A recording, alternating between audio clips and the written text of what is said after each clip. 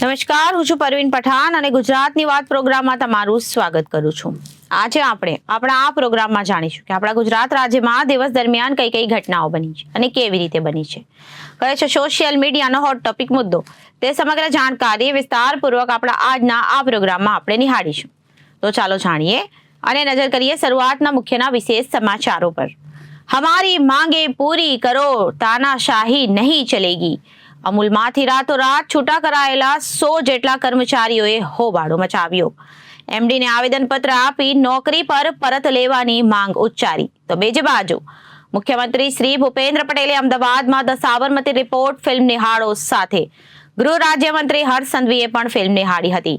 તો બીજી તરફ અમદાવાદમાં બિયર બારની જેમ ચાલતું હતું ડ્રગ્સ બાર, 1000 રૂપિયામાં નશો કરવા રૂમ આપતા। તો બીજી તરફ ચાઇનીઝ ગેંગના 114 કરોડ રૂપિયાનો સાયબર ફ્રોડ અને બેંકની કીટો દુબઈ ખાતે મોકલનાર અને મુખ્ય આરોપીની મદદ કરનાર કેતનની ભાવનગરથી પોલીસે ધરપકડ કરી છે।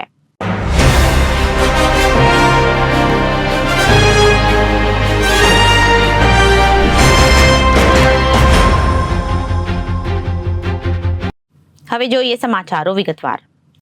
આણંદ સ્થિત અમૂલ ડેરીમાં ફરજ બજાવતા 100 કરતા વધુ કર્મચારીઓને અચાનક ફરજ ઉપરથી છૂટા કરી દેવામાં આવ્યા છે।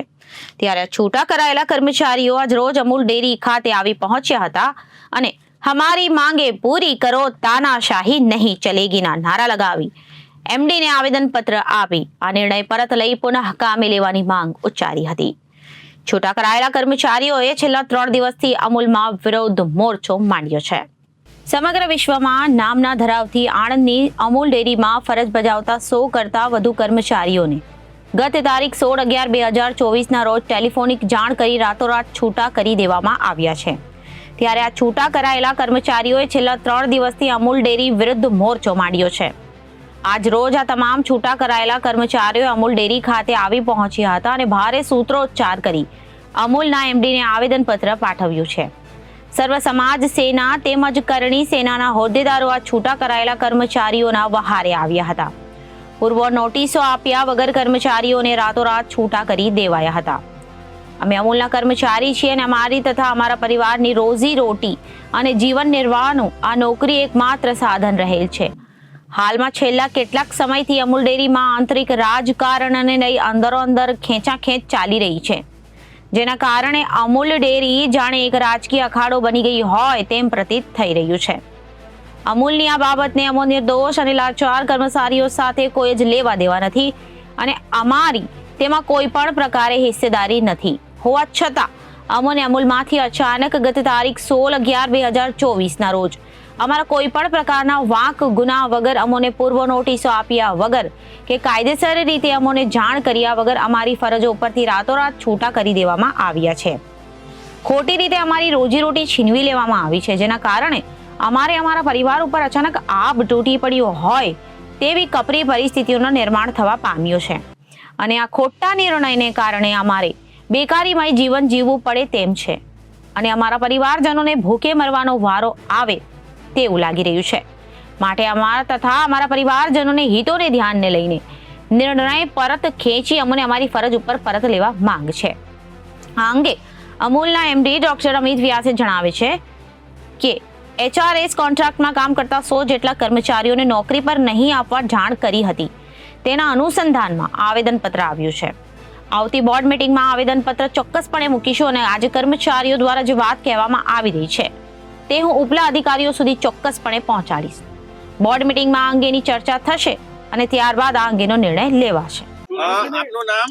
મારું નામ સતપાલસિંહ પરમાર છે। હું છેલ્લા 7 વર્ષથી અમૂલ ડેરીની અંદર આણંદ ખાતે જોબ કરું છું। અચ્છા સતપાલભાઈ, એ બતાવો કે તમે અમૂલ ડેરીના એચઆર ડિપાર્ટમેન્ટમાં જે જોબ કરી રહ્યા છો, બરાબર છે? કયા ડિપાર્ટમેન્ટમાં બધા છોકરાઓ છો તમે અને કેમ તમને છૂટા કરવાની ફરજ પડી? હું પાવડર પ્લાન્ટની અંદર F16 જોબ કરું છું અને રાતોરાત અમને બધાને ફોન આવ્યા, જે પર્ટિક્યુલર ઠાસરા તાલુકાના જે માણસો છે એ લોકોને જ, કે તમારે કાલથી જોબ પર આવવાનું નથી, તમારી જરૂર હશે તો બોલાવીશું એ રીતે। અચ્છા, નિયમ શું કહે છે? નિયમ તો શું કહે છે? નિયમ તો એવું જ કહે ને સાહેબ કે 7 વર્ષ સુધી નોકરી કરી હોય તો એ લોકોને કાયમી કરવા જોઈએ એમ। અને અમારા અમને એવું કહે છે કે તમારું માનવ બળ વધારે પડે અને પગારનું ભારણ ડેરીને પડે છે એટલે તમારે છૂટા કરવામાં આવે। તો ગયા 6 મહિનાની અંદર જે ભરતી થઈ 135 જણની, તો એ લોકોનું જે પગાર ધોરણ ડેરીને ભારણ નહીં પડતું. અમે તો એવું જ કહીએ હવે સાહેબ. તમારી શું માંગ છે? અમારી માંગ એવું છે કે સાહેબ કે અમને જોબ પર પાછા લઈ લે. હા. બસ અમારી એ જ માંગ છે. કન્ફર્મ ઓર્ડર કન્ફર્મ ઓર્ડર સાથે. અમે કોઈ પાર્ટીના માણસ નથી સાહેબ. કઈ પાર્ટી સાથે તમને ટેકો આપી અમારી રહી છે? કરણી સેના છે, સર્વ સમાજ સેના છે, મહિપતસિંહ ચૌહાણ બાપુ છે, લગન દરબાર છે. ભાજપ ભાજપ કોંગ્રેસ કોઈ નહીં કેસરી સાહેબ. તો હતા અહીંયા આગળ. કેવું? કેસરી થી તો આયેલા. કેસરીસિંહ તો સાહેબ એમની રીતે આયા હતા, મતલબ કોઈ પાર્ટી તરફથી નતા આયા, સામાજિક આગેવાન તરીકે આયા હતા. બરાબર. હવે શું કરશો? અમે આગળ અમને ન્યાય નહીં મળે તો અમે આનાથી બી ઉગ્ર આંદોલન કરીશું. ક્યાં આગળ? અમૂલ ડેરીના ગેટની બહાર અમે ઉગ્રથી અતિ ઉગ્ર આંદોલન કરીશું. અમને જો ન્યાય નહીં મળે તો. આ સ્થિતિ ઊભી થયા પાછળ શું કારણ જવાબદાર લાગે છે? સાહેબ પોલિટિકલ એ લોકોના અંદરના કદાચ પ્રશ્નો હોઈ શકે છે, કેમ કે છેલ્લા કેટલાય ટાઈમથી આવું બધું ડેરી જે ચેરમેનની ચૂંટણી ફરીવાર થઈ, જ્યારે નવા ચેરમેન બન્યા ત્યાર પછી આવું બધું ચાલતું જ રહ્યા, ડેરીના બધા પ્રશ્નો ચાલતા જ રહ્યા વિવાદિત એમ. અગાઉ બની જાય ઘટનાઓ? અગાઉ બી પહેલા 10 મહિના પહેલા બી સાહેબ છૂટા કરવામાં આવ્યા હતા બધાને, પણ એ પછી થોડા ટાઈમ 2 મહિના પછી પાછા લેવામાં આવ્યા હતા અને ફરી આજે એનો એ જ પ્રશ્ન બન્યો છે. Thank you. સર, આ કયા વિષયને લઈને આવેદનપત્ર આપવામાં આવ્યું છે અને આપના દ્વારા કયા પ્રકારની આગળ કાર્યવાહી થઈ શકે છે? આજે બધા અહીંયા બધા ભેગા થયા અને મને આ એક આવેદનપત્ર આપવામાં આવ્યું છે, જેના અંદર હ્યુમન રિસોર્સ સોસાયટી HRS ના કોન્ટ્રાક્ચ્યુઅલ એમ્પ્લોઈઝ 101 જેટલા એમ્પ્લોઈઝને આપણે નોકરી પર નથી આવવા માટેનું જાણ કરવામાં આવેલ હતું. તેના અનુસંધાનમાં અરજી પત્રક આવ્યું છે અને જે અરજી આવેદન મળ્યું છે એ ચોક્કસપણે આવતી બોર્ડ મિટિંગ જે આવશે એના અંદર આપણે ચોક્કસપણે એને મૂકીશું અને જે આજે જે એમને વાત કરી છે એ તમામ વાતો હું ચોક્કસપણે અમારા જે ઉપલા અધિકારીઓ છે એમને ચોક્કસપણે જાણ કરીશું. સાહેબ, જેવી રીતે લેવાનું કારણ હોય છે તેવી રીતે છૂટા કરવાનું પણ કારણ હોય છે. શું કારણ રહ્યું? એ હવે જ્યારે બોર્ડ મિટિંગ થશે એના અંદર બધી આ ચર્ચા થશે અને ચર્ચા કરીને જે બી નિર્ણય આવશે એ બોર્ડ મિટિંગ પછી આપણને જાણ કરીશું. તમારા દ્વારા કયા પ્રકારની રજૂઆતો કરવામાં આવી છે અને તમારા લોકોની શું માંગ છે? ઇસ્યુ એ છે કે રાતોરાત ટેલિફોનિક આ લોકોને જાણ કરવામાં આવી, વોટ્સઅપ પર એક લેટર ફેરવવામાં આવ્યો કે માનવ બળ ઘટાડવા માટે અમે તમને છૂટા કરીએ છીએ, પણ એ લોકો 7 વર્ષથી નોકરી કરે છે. ત્યારે અમને ટેલિફોનિક ઘણા બધા ટેલિફોન આવ્યા. આ લોકોના કઈ ડાયરેક્ટરોની ઇન્ટરનલ કઈ પોલિટિક્સ છે. તમારી શું માંગ છે? અમારી માંગણી આજે તમે 135 જે હિટલર સાઈડથી ટેલિફોનિક જે ચૂલા બંધ કર્યા છે અને આ લોકોને કોના દ્વારા ફોન થયેલા? એ ડેરીના HR ઓફિસમાંથી. એટલે અમે એ લોકોને સ્પષ્ટ કહેવાયા છે કે માનવ બળ વધારવાનું હોય, ઘટાડવાનું ના હોય. સાહેબ, આખી વાતમાં એ વાત જાણવી છે કે જે કર્મચારીને છૂટા કરવામાં આવે છે એ બધા કોઈ કોન્ટ્રાક્ટ બેઝ કર્મચારીઓ છે કે પછી સીધા અમૂલ ડેરીની ભરતી છે? 7 વર્ષથી કોન્ટ્રાક્ટ પર કામ કરો છો ને? 7 વર્ષથી કોન્ટ્રાક્ટ પર કામ કરે છે. એકચ્યુઅલી ડેરી કોન્ટ્રાક્ટ એકચ્યુઅલી 150 દિવસમાં પરમેનન્ટ કરવા જોઈએ. પરમેનન્ટ કરવાની વાત તો બાજુ પર ગઈ અને હવે વિચારો તમે આ કેટલી મોટી હિટલરશાહી. મુખ્યમંત્રીશ્રીએ ધ સાબરમતી રિપોર્ટ ફિલ્મને ગુજરાતમાં કરમુક્ત જાહેર કરી છે. મુખ્યમંત્રી શ્રી ભૂપેન્દ્ર પટેલે અમદાવાદમાં ધ સાબરમતી રિપોર્ટ ફિલ્મ નિહાળો સાથે ગૃહ રાજ્યમંત્રી હર્ષ સંઘવીએ પણ ફિલ્મ નિહાળી હતી. ફિલ્મ નિહાળ્યા બાદ મુખ્યમંત્રી સહિતના મહાનુભાવોએ ફિલ્મની પ્રશંસા કરી હતી અને ફિલ્મ નિર્માતા અને સ્ટાર કાસ્ટને બિરદાવ્યા હતા. ફિલ્મ જોયા પછી ગૃહ રાજ્યમંત્રી શ્રી હર્ષ સંઘવીએ કહ્યું હતું કે મુખ્યમંત્રી ભૂપેન્દ્ર પટેલે ધ સાબરમતી રિપોર્ટને ગુજરાતમાં ટેક્સ ફ્રી જાહેર કરી છે. આ અવસરે અમદાવાદના મેયર પ્રતિભાબહેન જૈન, પૂર્વ મંત્રી શ્રી ગોરધન ઝડફિયા, અમદાવાદના પૂર્વ સાંસદ હસમુખભાઈ પટેલ, પશ્ચિમના સાંસદ દિનેશ મકવાણા, ધારાસભ્ય અમિત શાહ, દિનેશ કુશવાહા, જીતેન્દ્ર પટેલ, રાજકીય અગ્રણી રત્નાકરજી, એમસીના પદાધિકારીઓ તેમજ નાગરિકો મોટી સંખ્યામાં ઉપસ્થિત રહ્યા હતા. અત્રે ઉલ્લેખનીય છે કે દેશભરમાં ધ સાબરમતી રિપોર્ટ ફિલ્મ 15 નવેમ્બરે રિલીઝ થઈ હતી. આ ફિલ્મને નિહાળ્યા બાદ અત્યાર સુધીમાં વડાપ્રધાન નરેન્દ્ર મોદીએ, કેન્દ્રીય ગૃહમંત્રી અમિત શાહ, મધ્યપ્રદેશના મુખ્યમંત્રી ડોક્ટર મોહન યાદવ સહિત ઘણા મહાનુભાવોએ આ ફિલ્મની પ્રશંસા કરી ચૂક્યા છે. મધ્યપ્રદેશ અને છત્તીસગઢમાં આ ફિલ્મને કરમુક્ત પણ જાહેર કરવામાં આવી છે. આજે ગુજરાતના મુખ્યમંત્રી શ્રી ભૂપેન્દ્રભાઈ પટેલની સાથે અમદાવાદ શહેરના ખૂબ મોટી સંખ્યામાં નાગરિકો, ચૂંટાયેલા પ્રતિનિધિઓ, સૌ લોકો એક સાથે ધ સાબરમતી રિપોર્ટ ફિલ્મ જોવા માટે અહીંયા આવેલા છે. સર્વપ્રથમ તો હું સાબરમતી રિપોર્ટના નિર્માતાઓનો ખૂબ ખૂબ આભાર માનું છું કે જેમને દેશના પ્રત્યેક નાગરિકો સમક્ષ એક સચ્ચાઈ રજૂ કરવાનો પ્રયાસ કર્યો છે અને આ સચ્ચાઈ થકી દેશ નહીં પરંતુ દુનિયાના ખૂણે ખૂણે સાચી માહિતી અને સાચી ઘટના પહોંચશે તે મને 100% વિશ્વાસ છે. મુખ્યમંત્રી શ્રી અને સૌ લોકો સાથે મળીને આજે આ ફિલ્મ અમે સૌ જોવાના છે અને મને વિશ્વાસ છે કે ગુજરાત અને દેશભરમાં ખૂબ મોટી સંખ્યામાં યુવાનો અને દેશના નાગરિકો આ ફિલ્મ જરૂરથી જોશે. આજે સાબરમતી રિપોર્ટ 2002માં આખા દેશમાં ગવાયેલો, બદનામ થયેલો, લોકોએ સાબરમતી ગોધરા કાંડને વિકૃત રીતે આખા દેશમાં મૂકેલો વિરોધ પક્ષોએ. કાર સેવકોને 59 કાર સેવકોને જીવતા સળગાયા હતા. તે વાત એનું રિએક્શન આવ્યું એ વધારે મૂક્યું, પણ કાર સેવકોને જે જીવતા સળગાયા એની કોઈ વાત આ દેશના વિપક્ષોએ લીધી નહીં. આજે કાશ્મીર ફાઇલ કે કેરાલા ફાઇલ્સની જેમ સાચી વાત ઉજાગર કરતું આ પિક્ચર આજે આદરણીય મુખ્યમંત્રી આવી રહ્યા છે. મને ખાતરી છે કે આખા દેશના લોકો જોશે અને સત્ય શું છે એ જાણશે.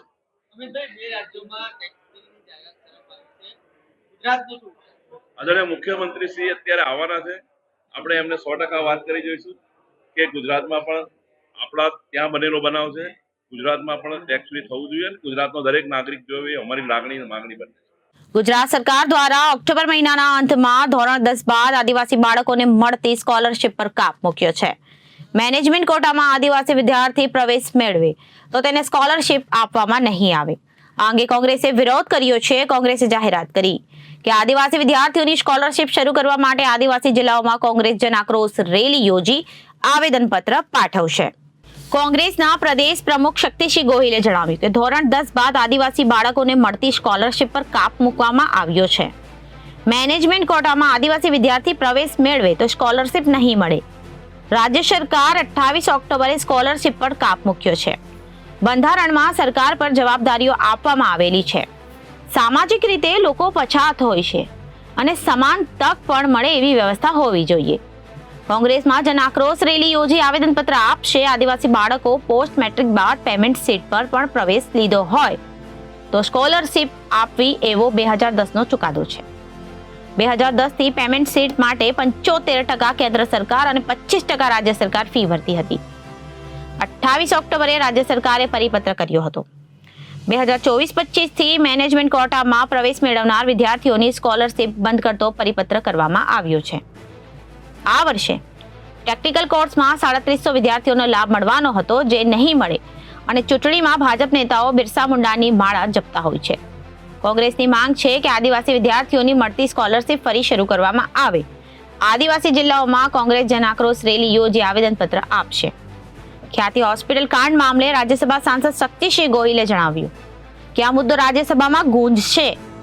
ખ્યાતિ હોસ્પિટલની તપાસ હાઈકોર્ટના સિટિંગ જજની કમિટીને સોંપવામાં આવે તેવી માંગ કરવામાં આવી. રાજ્યની અંદર ભાજપાની આદિવાસી વિરોધી માનસિકતા, આદિવાસી સમાજનો બાળક શિક્ષણથી વંચિત રહે, રોજગારથી તો વંચિત રહે પણ શિક્ષણથી પણ વંચિત રહે એ પ્રકારની જે છે એની સિલસિલાબંધ વિગત માનનીય પ્રમુખે આપણી સાથે કરશે. વિધાનસભામાં કોંગ્રેસ પક્ષના સિનિયર ધારાસભ્ય આદિવાસી નેતા ભાઈ શ્રી કાંતિભાઈ ખરાડી, અમારા મીડિયા ડિપાર્ટમેન્ટના મુખ્ય ભાઈ શ્રી મનીષભાઈ જોશી, ગુજરાત પ્રદેશ કોંગ્રેસ સમિતિના એસટી ડિપાર્ટમેન્ટ શેડ્યુલ ટ્રાઇબ આદિવાસી વિભાગના ચેરમેન, પૂર્વ જિલ્લા પંચાયત પ્રમુખ ભાઈ શ્રી રાજુભાઈ પારગી, ભાઈ શ્રી પાર્થિવભાઈ, પ્રેસ અને મીડિયાના કેટલીક બંધારણમાં જવાબદારીઓ સરકારો ઉપર છે. જેની પાસે ખૂબ છે અને જેની પાસે ઓછું છે એના વચ્ચેનું અંતર ઘટાડવા. બધાની જવાબદારી છે સરકારની કે સામાજિક રીતે જે લોકો પછાત છે અને કેટલાક લોકોને બધી જ સુવિધાઓ ધન સંપત્તિ વારસામાં મળી છે, ત્યારે એવા ગરીબ, દલિત, આદિવાસી, પક્ષીપંચ, લઘુમતી આવા વર્ગમાંથી જરૂરિયાતમંદ લોકોને એક સમાન પ્લેટફોર્મ મળે. આપણે જ્યારે કુસ્તી પણ ચાલતી હોય છે એમાં સમાન તકોને સમાન વજનવાળાને સાથે મૂકીએ છીએ. સ્પર્ધામાં સમાજમાં એ ટકી શકે એ માટે એમના માટે વિશેષ ખ્યાલ રાખવો. સમગ્ર દેશમાં આદિવાસી બાળકો એ પોસ્ટ મેટ્રિક એટલે કે મેટ્રિકની એક્ઝામ આપ્યા પછી આગળ અભ્યાસક્રમ માટે એમને જોવું. અમદાવાદમાં એમડી સિવાય અન્ય ડ્રગ્સ લેવાના ક્રેઝ એટલો વધી ગયો છે કે યુવાનો નશો કરવાની સાથે પેડલર પર બની ગયા છે. ડ્રગ્સ માફિયાઓએ ગુજરાતને એપી સેન્ટર બનાવી દીધું છે. ડ્રગ્સ નામના દૂષણને ડામવા માટે સ્થાનિક પોલીસ, ક્રાઇમ બ્રાન્ચ, એટીએસ સહિત સુરક્ષા એજન્સીઓ સતર્ક થઈ ગઈ છે. મોડી રાત્રે એસઓજીએ નારણપુરાના એક ફ્લેટમાં ડ્રગ્સની સિન્ડિકેટને 25.68 લાખના ડ્રગ્સના જથ્થા સાથે ઝડપી લીધી છે. રાજસ્થાન, મધ્યપ્રદેશ સહિતના ડ્રગ્સ માફિયાઓની સંડોવણીની આશંકા છે. પોલીસે ડ્રગ્સ સિન્ડિકેટના 6 સભ્યોની ધરપકડ કરી છે. મોડી રાત્રે એલિફન્ટા સોસાયટીમાં પોલીસે દરોડા પાડ્યા. એસઓજીની ટીમે બાતમી મળી હતી કે ફતેવાડી વિસ્તારમાં આવેલો મુસ્તકીમ શેખ એમડી ડ્રગ્સનો ધંધો કરી રહ્યો છે. તેણે મધ્યપ્રદેશમાં રહેતા મોહમ્મદ ખાનના નામના શખ્સ પાસેથી ડ્રગ્સનો જથ્થો મંગાવ્યો છે.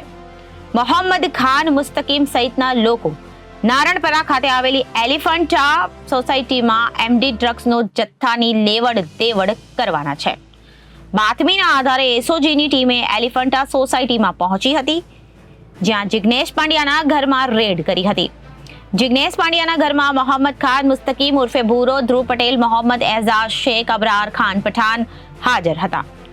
એસઓજીએ તમામને કોર્ડન કરી લીધા હતા અને તેમની અંગ ઝડતી કરી હતી અને તમામ પાસેથી એસઓજીની ટીમને સફેદ પાવડર ડ્રગ્સનો જથ્થો મળી આવ્યો હતો. પોલીસે આરોપીઓને પકડી કાયદેસરની કાર્યવાહી હાથ ધરી છે. ડ્રગ્સ પકડવામાં આવ્યું, કેટલા આરોપી સાથે છે, શું મદદોબંધી છે, કોણ છે આરોપી અને આરોપીનો રોલ શું સામે આવે? ગઈ રાત્રે અમારી ટીમને જે બાતમી મળેલી એના અનુસંધાને નારાયણપુરા વિસ્તારમાં રેડ કરતા 6 આરોપીઓ ડ્રગ્સ સાથે ઝડપાયેલા છે, જેમાં મુખ્ય જે આરોપી છે એ મોહમ્મદ ખાન પઠાણ જે જાવરાનો છે અને એ પ્રતાપગઢથી ડ્રગ્સ લાવી અને અહીંયા મુસ્તકીમ ઉર્ફે ભૂરો તેને ડ્રગ્સ આપી અને જે આ નારાયણપુરામાં જે જિગ્નેશ પંડ્યાનું જે મકાન આવેલું છે ત્યાં બીજા અન્ય 3 પેડલરો મોહમ્મદ એઝાદ, અબરાર ખાન અને ધ્રુવ પટેલ આ ત્રણેયને ડ્રગ્સ આપવાના હતા. જે અનુસંધાને બાતમી મળતા અમે લોકોએ તે મકાનમાં રેડ કરતા આ 3 જે પેડલરો છે એની પાસેથી પણ ડ્રગ્સ મળેલ છે. એ ઉપરાંત જે મુસ્તકીમ છે જેને ડ્રગ્સ મગાવેલ હતું અને જે મોહમ્મદ ખાન છે જે ડ્રગ્સ લઈ આવેલ હતું પ્રતાપગઢ, એ પણ પકડાઈ ગયેલ છે અને ડ્રગ્સ ગાડીમાંથી પણ બરામદ કરેલ છે અને એના પાસેના કબજામાંથી પણ કરેલ છે. અને જે જિગ્નેશ પંડ્યા છે એ પોતાનું મકાન છે એ ડ્રગ્સને પાર્ટી કરવા માટે આપતો હતો અને એ રીતે પોતે આર્થિક ફાયદો 1000 રૂપિયા જેવો મેળવતો હતો. અને જિગ્નેશ પંડ્યા અપરિણિત હોય અને પોતાને પરિવારમાં બીજું કોઈ ના હોય અહીંયા, જેથી એ આ પ્રકારની લતમાં એ પણ ફસાયેલો છે અને 40 વર્ષથી એ પણ એડિક્ટ છે.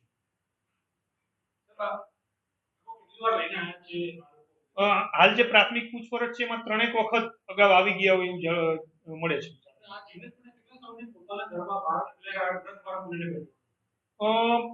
લગભગ આ ત્રીજી વાર હશે. એને પહેલા એવું મને જે પ્રાથમિક પૂછપરછ છે એમાં જણાય છે કે ભાઈ પોતાના ઘરે મિત્રોને બોલાવી અને દારૂની પાર્ટી કે એવું કરતો હતો, પણ ડ્રગ્સની પાર્ટી કરી હોય એવી આ ત્રીજી વાર જોવા મળે. ના, પ્રાથમિક દ્રષ્ટિએ હાલ કોઈ મહિલા ત્યાં ડ્રગ્સ લેવા આવતી એવું જણાયેલ નથી. જિગ્નેશ પંડ્યા છે એ 56 વર્ષની ઉંમરનો છે, 12 ધોરણ ભણેલો છે, પણ એની જે પ્રાથમિક પૂછપરછમાં એ પોતે ગાંજાનો વ્યસની હોય એવું જણાવે છે, ગાંજો અને દારૂનો. અને ત્યાર પછી આ એકાદ વર્ષથી ડ્રગ્સના પણ પેલામાં એડિક્શનમાં આવેલો હોય અને પોતાના ઘરે અવારનવાર આ રીતે દારૂની પાર્ટી કરતા હોય અને જે આવા પેડલરોના સંપર્કમાં હોય અને આ પ્રકારે પોતાની ઘરે બોલાવી અને ડ્રગ્સનું પણ આ રીતે પાર્ટી કરવાનું પકડાઈ ગયું છે. જી, આજે 3 પેડલરો પકડાયેલા છે. એ મોહમ્મદ એજાજ છે એ ગોળ લીમડા પાસેનો છે, અબરાર ખાન છે એ જમાલપુરનો છે અને ધ્રુવ પટેલ છે જે એ નારાયણપુરા વિસ્તારનો છે અને લસણનો વેપારી છે, પણ પોતે એડિક્શનમાં હોય અને એટલા માટે થઈ અને લેવા માટે આવેલું. હા, આમાંથી 2 જે છે એ અગાઉ મારામારીના ગુનામાં પણ પકડાયેલા છે અને અન્ય જગ્યાએ પણ એક હથિયાર ધારાના કેસમાં પણ પકડાયેલા છે. મારામારીના ગુનામાં અબરાર છે જેની ઉપર 3 મારામારીના ગુના છે, એક જુગારનો છે, તળીપારનો છે, અને મુસ્કિમ છે એની ઉપર પણ મારામારીના 2 ગુના છે અને હથિયાર ધારામાં સુરતમાં પકડાયેલા. પોલીસથી બચવા માટે શું સાવચેતી રાખવી? મોસ્ટ ઓફ આ લોકો વોટ્સએપ કોલનો ઉપયોગ કરતા હતા કે જેથી કરીને એને ટ્રેસ આઉટ ન કરી શકાય. અને બીજું જે માહિતી છે એ એન્ડ ટાઈમે આપતા હતા કે તમે અહીંયા મળો, અને ત્યાં મળે એટલે એક જ ગાડીમાં આ લોકો બધા ભેગા થઈ અને કોઈ જે નક્કી કરેલી જગ્યા છે ત્યાં જતા હોય છે. કેટલા સમય 2 વર્ષથી સંપર્કમાં હતા. જે મોહમ્મદ ખાન છે જે મેઇન આરોપી જે આપણો ડ્રગ્સ પ્રતાપગઢથી લઈ આવે, એને કોઈ મેરેજ ફંક્શનમાં મુસ્કિમ મળેલો અને મુસ્કિમ ત્યારથી એના સંપર્કમાં, અને આના પહેલા પણ 2-3 વખતે અહીંયા માલ દેવા માટે આવી ગયો એવું જણાય છે.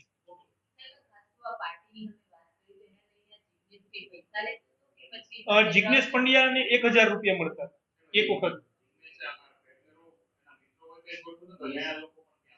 હાલ તો એના મિત્રો જે એના પરિચિત છે એ જણાય છે પ્રાથમિક દ્રષ્ટિએ. ચાઇનીઝ ગેંગ દ્વારા ભારતમાં 114 કરોડ રૂપિયાના સાયબર ફ્રોડની ઘટનામાં સુરત સાયબર સેલે વધુ એક આરોપીની ધરપકડ કરી છે.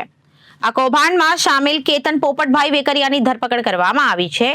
આરોપી કેતન ચાઇનીઝ ગેંગના દાખલ થયેલા ગુનામાં બેંકની કીટો દુબઈ ખાતે મૂકી આરોપીને આપતો હતો.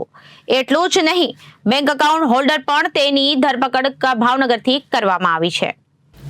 આરોપી ગુનાહિત ઇતિહાસ ધરાવે છે. તેની ઉપર ક્રાઇમ બ્રાન્ચ અને સાયબર ક્રાઇમમાં 4 જેટલા ગુના નોંધાઈ ચૂક્યા છે. તેની પાસેથી અલગ અલગ બેંકના ક્રેડિટ કાર્ડ, પાસબુક અને ચેકબુક પણ મળી આવ્યા છે.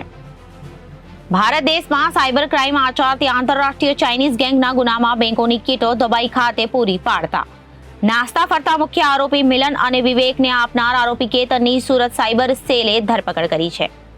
આ કૌભાંડમાં છેલ્લા 1 વર્ષથી ગુનો દાખલ થયો છે. ત્યાં સુધી અલગ અલગ એકાઉન્ટ ધારકોને લોભ લાલચ આપી છેતરપિંડીથી અલગ અલગ બેંકોમાં જણાવ્યા મુજબ મોટા પ્રમાણમાં બેંક એકાઉન્ટ ખોલાવી એકાઉન્ટ ધારકો પાસેથી નવા બેંક એકાઉન્ટ કીટ તથા એકાઉન્ટમાં રજીસ્ટર કરાવેલ મોબાઈલ નંબરના સિમ કાર્ડ મેળવી દુબઈ કેતન મોકલતો હતો. દુબઈમાં બેસીને મિલન અને વિવેક મલ્ટિપલ બેંક એકાઉન્ટથી ટ્રાન્ઝેક્શન કરતા હતા અને તેને ક્રિપ્ટોકરન્સીમાં બદલીને ચાઇનીઝ ગેંગને આપતા હતા. દેશના જરૂરિયાતમંદ લોકો પાસેથી જે પણ બેંક એકાઉન્ટ ખોલાવતા હતા તેને ઇન્ટરનેટ બેન્કિંગ માટે યુઝર નેમ અને પાસવર્ડ બનાવી ખોટી કિંમતો, જામીનગીરીઓ ઊભા કરી ખોટા ઇલેક્ટ્રોનિકલ ફૂટ લેખનવાળા દસ્તાવેજો ઊભા કરી તે દુબઈ ખાતે મોકલવામાં આવતા હતા. જેના આધારે કમ્પ્યુટરમાં ઇન્ટરનેટ બેન્કિંગમાં લોગિન કરી કેનેરા બેંકના કુલ 261 એકાઉન્ટમાં સાયબર ફ્રોડના 77 કરોડ 55,29,020 રૂપિયાના વ્યવહારોના કરાવી તે બેંક એકાઉન્ટમાંથી અલગ અલગ બેંકના એકાઉન્ટમાં ટ્રાન્સફર કરી તથા એટીએમ કાર્ડ દ્વારા ડ્રો કરી દેતા હતા. આવી જ રીતે અલગ અલગ બેંકમાં ફ્રોડના પૈસા ટ્રાન્સફર કરી તેઓએ અત્યાર સુધીમાં 114 કરોડ રૂપિયાનો કૌભાંડ આચર્યો છે. મિલન અને વિવેક અત્યાર સુધી વોન્ટેડ છે, જ્યારે સુરતમાં સમગ્ર કૌભાંડ આચરનારી હિરેનની ધરપકડ કરવામાં આવી હતી. ત્યારબાદ હવે કેતન વેકરિયાની ધરપકડ કરવામાં આવી છે. કેતન ગુનાહિત ઇતિહાસ ધરાવે છે. તેની ઉપર વર્ષ 2022માં ક્રાઇમ બ્રાન્ચે વર્ષ 2024માં સાયબર ફ્રોડના 3 ગુના નોંધાઈ ચૂક્યા છે.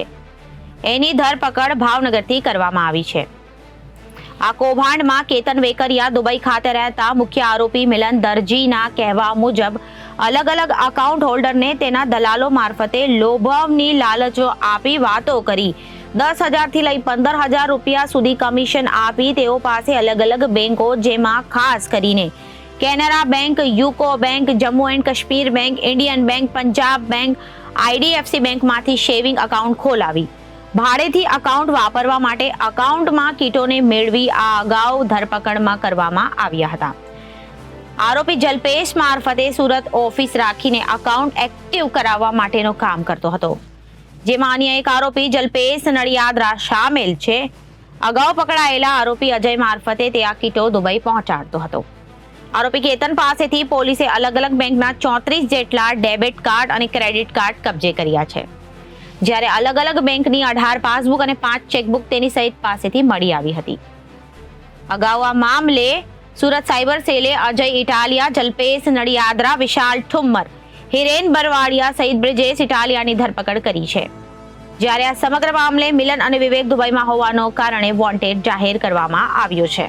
2024ના રોજ એક મોટા વરાછામાં સ્વાધ્યાય કોમ્પ્લેક્સમાં લજામણી ચોકડી પાસે એક રેડ કરવામાં આવી હતી અને જ્યાંથી 3 આરોપીને પકડવામાં આવ્યા હતા. અને જ્યારે આ રેડ કરવામાં આવી હતી ત્યારે એમની પાસેથી 261 એકાઉન્ટ લાઈવ મળ્યા હતા, જેના ઓનલાઈન ટ્રેડિંગ ટ્રાન્ઝેક્શન થતા હતા. આ ગુનાની તપાસમાં વધુ સાયબર સેલ દ્વારા કરાતા અંદાજે 866 જેટલી NCCRP પોર્ટલ ઉપર અલગ અલગ ફરિયાદો રજીસ્ટર થયેલી હતી અને જેમાંથી પ્રાથમિક વેરીફાઈ કરતાં 250થી વધુ ગુનાઓ અત્યારે અમારા ધ્યાનમાં છે કે 225થી વધુ ઓફેન્સ રજીસ્ટર થયેલા છે અને એ બાબતમાં હજી વેરીફાઈ કરીએ છીએ. આ તપાસ દરમિયાન એક હિરેન કરીને આરોપી હતો, એ દુબઈ ભાગવા જતાં મુંબઈ એરપોર્ટથી પકડાનો છે. એ ઉપરાંત એક આરોપી બીજો પણ વચ્ચે પકડાયા હતા. 5 આરોપીની આ કેસમાં ધરપકડ થઈ ચૂકી છે અને આમાં 111 કરોડ જેટલાના ટ્રાન્ઝેક્શનો અલગ અલગ લેયરથી મળ્યા હતા, જેમાં દુબઈ, ચાઇના વગેરે કનેક્શન પણ આ કેસ દરમિયાન મળ્યું હતું. આ ગુનામાં કેતન વેકરિયા, જે અજય તળાજિયા અને મિલન વાઘેલા સાથે મળી અને મુખ્ય જે ટ્રાન્ઝેક્શન કરતો હતો એકાઉન્ટ પ્રોવાઈડ કરવાનું, એ કેતન વેકરિયાને ગઈકાલે સાયબર સેલની ટીમે ભાવનગર જિલ્લાના ઘેટી ગામેથી પકડી પાડ્યો છે. એની સાથે એક નાનું કરીને બીજો પણ આરોપી બીજો મળી આવ્યો છે.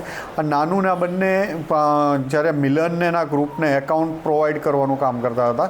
અલગ અલગ એ ભાવનગર જિલ્લાનો રહેવાસી છે, મોટા ખોટવડા જે મુવા તાલુકાનું ગામ છે ત્યાંનો રહેવાસી છે. ભાવનગર જિલ્લાના અલગ અલગ જગ્યાએથી લોકોના એકાઉન્ટ, બેંક એકાઉન્ટો ત્યાં ખોલાવતો હતો. અહીંયા સુરતમાં રહે છે તો સુરતથી અલગ અલગ જગ્યાએ એકાઉન્ટ ખોલાવતો હતો. એના ઘરે સર્ચ કરતાં કેતનના ઘરેથી પણ ઈટોમાં એવી રીતે છુપાવેલી કીટો મળી આવી હતી જે તે દરમિયાન રેડ દરમિયાન, જેમાં 24 કલાકથી વધુનું પંચનામું થયેલું હતું.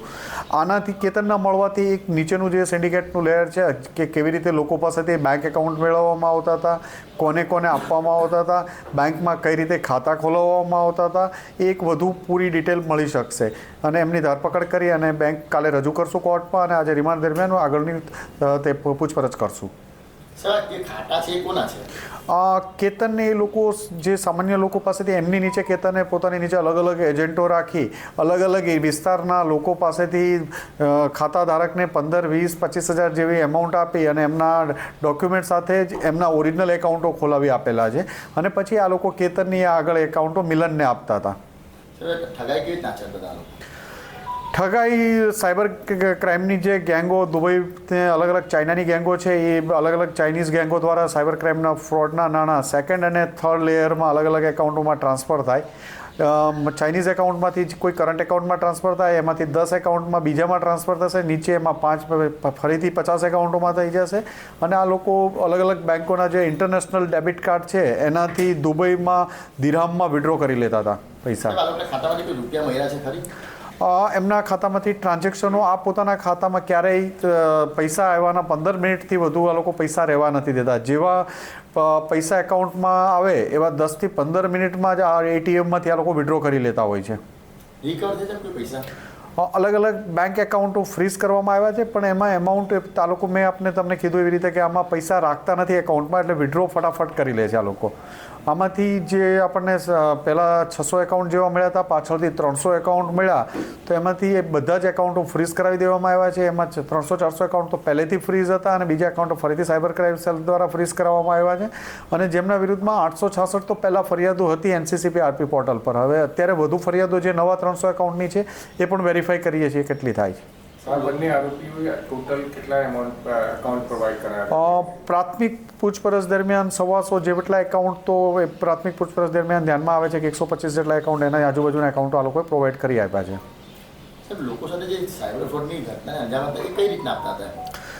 સાયબર ક્રાઇમની ઘટનાને અલગ અલગ આપણા ભારતીય, બાંગ્લાદેશી, પાકિસ્તાની લોકો જે આ સાયબર ચાઇનીઝ ગેંગો હોય છે એની સાથે બેસી અને અલગ અલગ પ્રકારના સાયબર ફ્રોડ આચરતા હોય છે. ઇન્ડિયન નંબર્સ યુઝ કરતા હોય છે, ઇન્ડિયન્સની જેમ હિન્દી બોલી શકતા હોય છે, પોલીસ ઓફિસર્સના કોલામાં ડિજિટલ એરેસ્ટના ઇન્વેસ્ટમેન્ટ ફ્રોડ અલગ અલગમાં એ રીતે કરીને લોકો સાથે ચીટિંગ કરતા હોય છે. સાહેબ, આ રોકવા માટે પોલીસ ડિપાર્ટમેન્ટ તરફથી શું કાર્યવાહી છે? પોલીસ ડિપાર્ટમેન્ટ દ્વારા અવેરનેસના વારંવાર લોકો સાયબર ક્રાઇમનો ભોગ ન બને એના માટે અવેરનેસ માટે પોલીસ સતત પ્રયત્નશીલ હોય છે અને અવેરનેસના અલગ અલગ પ્રોગ્રામ રાખવામાં આવે છે. એની 1930 ઉપર હંમેશા પોલીસની જે કમ્પ્લેન છે હેલ્પલાઇન એના ઉપર તમે ફોન કરશો તો ક્યારે પણ ચીટિંગ થાય તો કોઈ પણ ડર વગર પોલીસ પાસે જવાથી ભોગ બનતા પણ અટકશો અને બની જાઓ તો પણ ડર્યા વગર પોલીસ પાસે જશો તો તમારા પૈસા રિકવર થવાના પૂરા ચાન્સીસ છે. આ લોકોના જે ખાતામાં ટ્રાન્ઝેક્શન લોકો ભોગ બન્યા છે એ રિકવર થવાના કેટલા ચાન્સીસ છે? હાલમાં તો એ નહીં કહી શકાય કે રિકવર કે એકાઉન્ટમાં ફ્રીઝ પહેલેથી પૈસા થયેલા હશે તો એમના પૈસા પાછા ઘણાને મળી ગયા હશે અમુક એમાઉન્ટો એકાઉન્ટમાંથી, અને ફ્રીઝ થયેલા હશે પૈસાને જો એકાઉન્ટમાં હશે તો એમના ભોગ બનનારને મળી પણ શકશે. આ ગેંગ થકી સુરત શહેરમાં કેટલા લોકો ભોગ બન્યા છે? સુરત શહેરમાં અત્યાર સુધીમાં 5-4 ફરિયાદ દાખલ થઈ ચૂકી છે. 5મી ફરિયાદ છે, જેમાં 2 ફરિયાદમાં તો અમે સરકાર તરફે છીએ, જેમાં કોઈ ભોગ બનનાર નથી.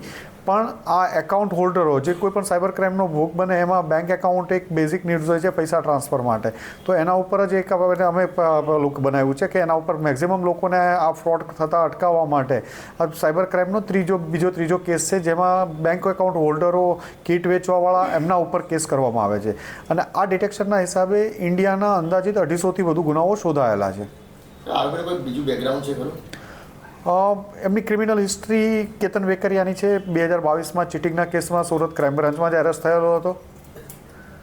આની પહેલાં 45 નંબરના એક બીજા કેસમાં વોન્ટેડ હતો, એમાં પણ એને એરેસ્ટ કરવામાં આવશે અને વધુ બીજા કેસોમાં પણ એની કેતન વેકરિયાની એરેસ્ટ કરવામાં આવશે. તો અત્યારે ગુજરાતની વાતમાં વિરામ લઈએ. વધુ સમાચારો જોવા માટે જોતા રહો જનાદેશ ન્યૂઝ. નમસ્કાર.